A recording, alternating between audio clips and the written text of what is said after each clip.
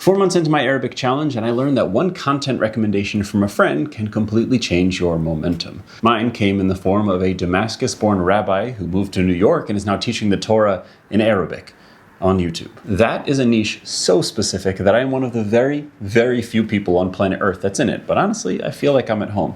And the principle here applies no matter what your thing is, whether that's watching cooking videos or true crime podcasts or whatever else you want to learn in your target language. I am now a third of the way through my year-long Arabic challenge. Let's talk about it. Let's get into the numbers, and I also want to talk about why I'm starting to read more, even when my true goal is speaking. For the 4th month in a row, I continue to spend more time with Arabic each month, with 28 hours in Arabic for April. For only the 2nd time this year, the majority of my time was immersing, with a lot of time spent listening and then a smattering of other activities, including reading my first stories. My note card routine in Enki from March was too much, so I dialed back for the month of April, only learning 202 new words and bringing my total to 1,108 total words. Thinking more about how I spent my time this month, I am finally free of that mastering Arabic textbook that I spent my time with. It was very well written, but it felt a bit like a ball and chain. Thinking about other activities besides vocab work and textbook study, this month I got a text from a friend. We'll call him Ari, because that's his name.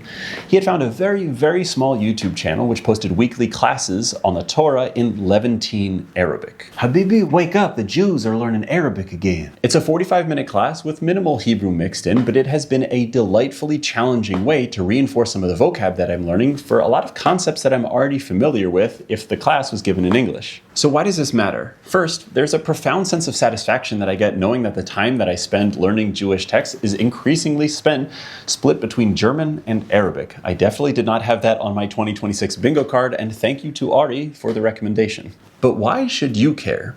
I mentioned this idea last month that by having a what, a long-term interest or a project, keeps you more committed to learning a language in the long term and helps you with your progress more than if you were to just have a why. Something like connecting more with family or pursuing a degree or just having a general curiosity about learning a language. Those are beautiful goals, but they're not really grounded in reality to tell you what to do next. And in fact, it's more easy to get overwhelmed with an idea like that weighing you down. Especially in the first year or two as a beginner, you haven't yet arrived at your destination of being able to converse comfortably with family or mastering a domain in whatever language that you're studying. But if I listen to a recording of this week's class, or I read one more page in Harry Potter, or whatever that next step is in that what style goal that we talked about, then I know for a fact that I'm at least one step ahead of where I was yesterday. And if you keep making progress on that pet project, then you also keep making progress with the language. And you'll see that over time, you're now able to connect to others via a new language, or you now scratch that existential itch that you had, all by picking that original what. That's the way that things worked for me with Hebrew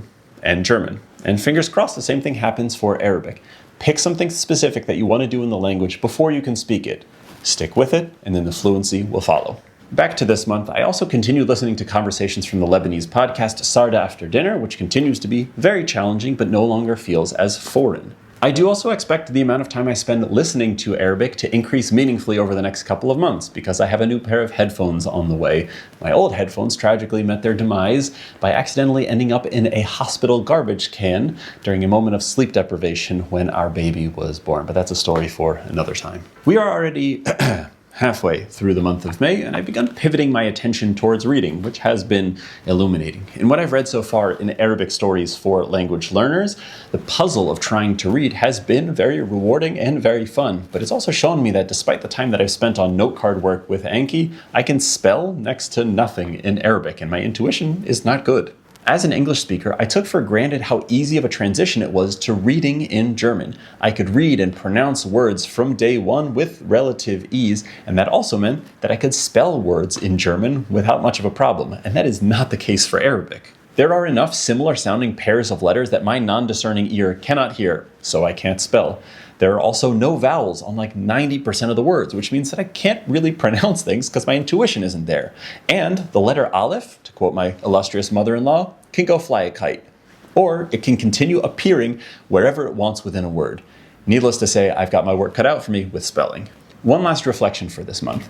Though he's ignored my very persistent advice to use flashcards and maybe open a textbook every once in a while, our 3-year-old continues to become more eloquent each week. Though he can only spell his name, his vocabulary continues to grow at a pace that my adult reading-focused brain cannot comprehend. I am pretty heavily reliant on seeing the individual letters of a Hebrew word or a German word or frankly even an English word in my brain in order for that word to stick. I need to fail to and then correctly spell a word, and that friction gives me the ability to remember it. I think that my challenges with Arabic spelling stem from all of the listening work that I'm doing and the fact that my Anki cards have audio on them that play automatically, meaning that I don't need to read them. I don't want to get rid of either of those activities, but I've started working on my spelling, which I plan on improving via reading. And finally, Arabic Harry Potter has arrived on my bookshelves, so it is a wonderful and illustrious day in the One Word at a Time household. Go forth and learn, and I'll see you in the next video.